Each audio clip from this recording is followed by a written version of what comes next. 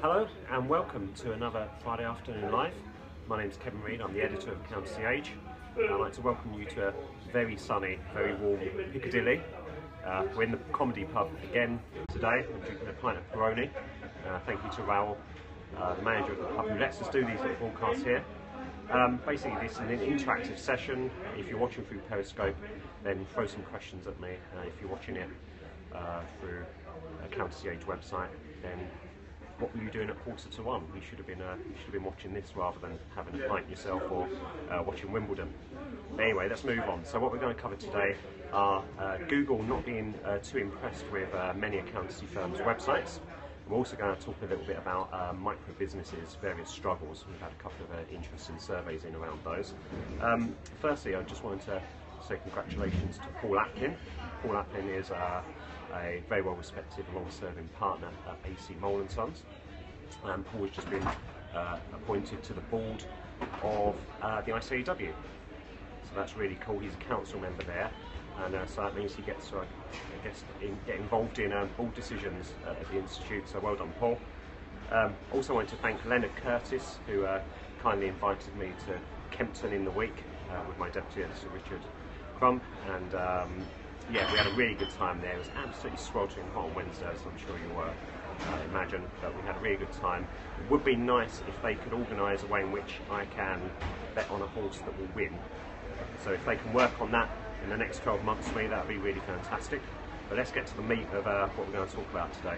So Accountancy Age has run a survey of the top 50 firms' websites, and we found some interesting things. It's relatively non-scientific survey, but we've actually been able to use Google technology to test whether the websites are mobile friendly or not.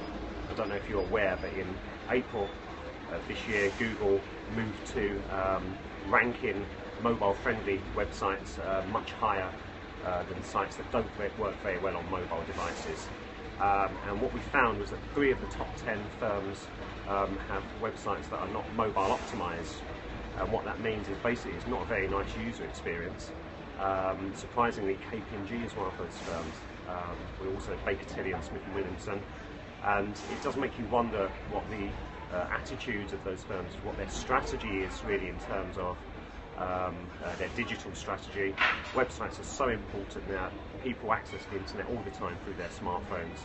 You know, how will students looking to work there think about the firms? Perhaps potential clients looking to see what their wares are.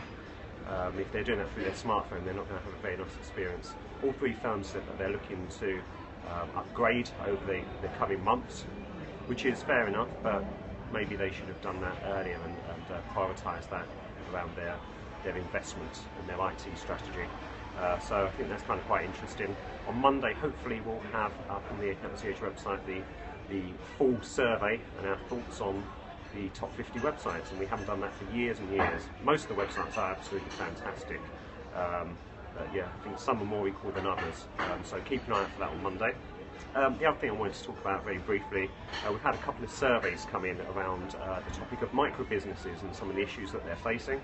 The guys over at Intuit QuickBooks, and I'm just trying to find out who else, Free Agent, ran 2 separate surveys. One was around micro businesses struggling with accounting, filing and regulation and tax, and the other survey, the guys at Intuit looked at the topic of auto-enrolment, and basically they found that these micro businesses are really struggling. They overburdened, and I think on the auto-enrolment side just don't actually understand how much work is involved in that process. And I think for accounting practices, obviously that's a really interesting one.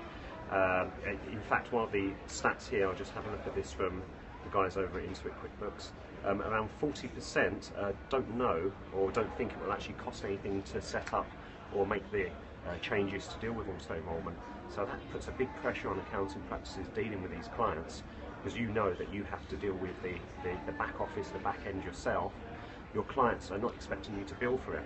So I think when micro businesses talk about that, that puts a lot of pressure on firms. So it'd be interesting to see whether the accountants have dealt with marketing to their clients or to potential clients about auto-enrolment, and whether accounting firms have got their back offices in place and their structures and processes to be able to deal with it and keep the cost base down. And I think there have been some surveys in recent months that have suggested that accountancy firms aren't too hot at that either. So I think that's going to be another priority issue for smaller accounting practices over the coming months. And I think we really need to start now on that front. I don't know if we've had any questions sent in over the course of the broadcast. Okay, well I think that just rounds up some of the key things that have been going on over here at Accountancy Age this week. Bear in mind that you're more than welcome to send us in questions via Twitter or Facebook, or even if you know our email addresses, drop us a line and we'll try and deal with the questions as they arise on the next Friday afternoon live.